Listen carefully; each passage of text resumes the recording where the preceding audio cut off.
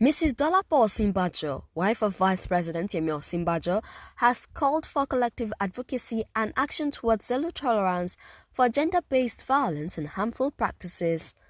Mrs. Osinbajo made the call while unveiling the landscape analysis report on sexual and gender-based violence, harmful traditional practices, and obstetrics fistula in the State House Banquet Hall, Abuja. The report was represented by the United Nations Population Fund in partnership with Nigeria, Canada, and development partners.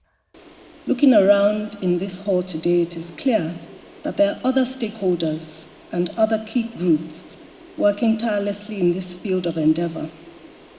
We have key policymakers in government and within the communities, advocacy groups, NGOs, and concerned individuals working with government agencies to end gender-based violence and harmful practices which affect our women and girls particularly. I believe they also deserve an applause.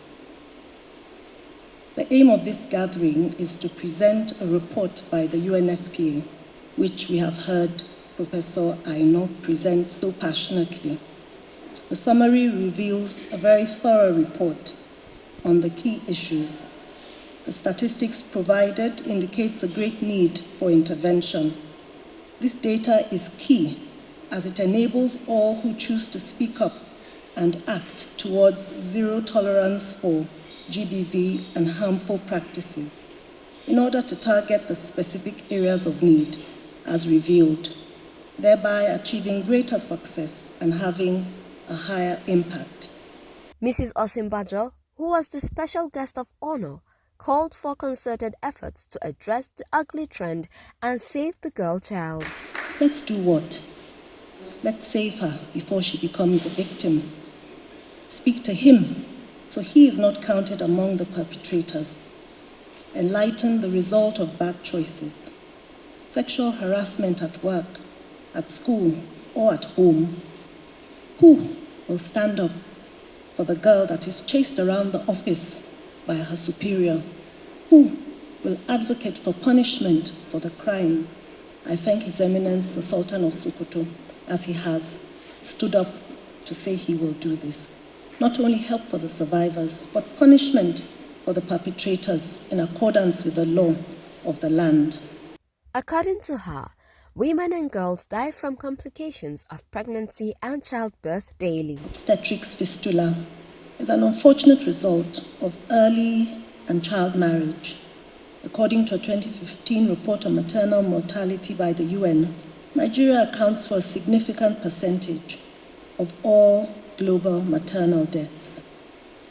For a moment, can we consider not only the figures of the statistics, but the individuals that make up the figures? As I said earlier, let's do this.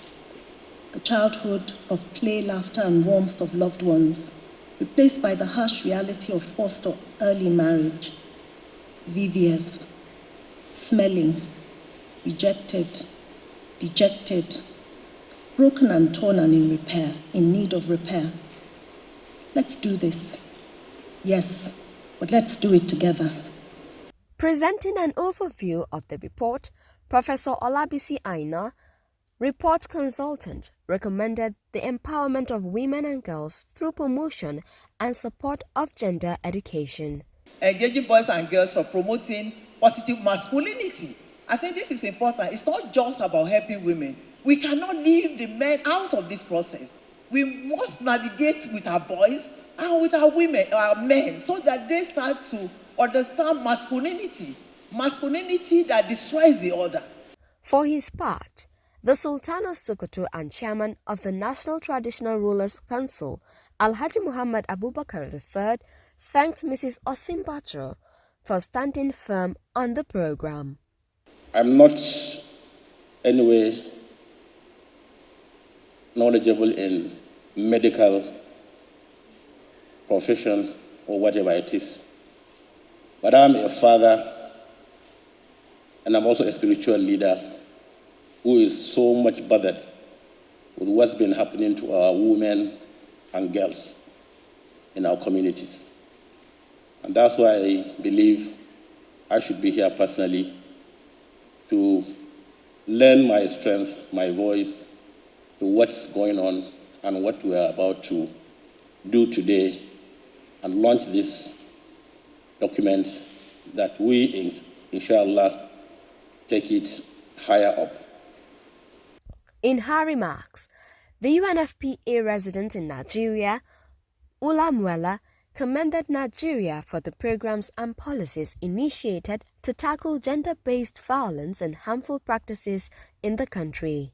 I would like to congratulate the government of Nigeria, but I will also like to take this opportunity to call on them,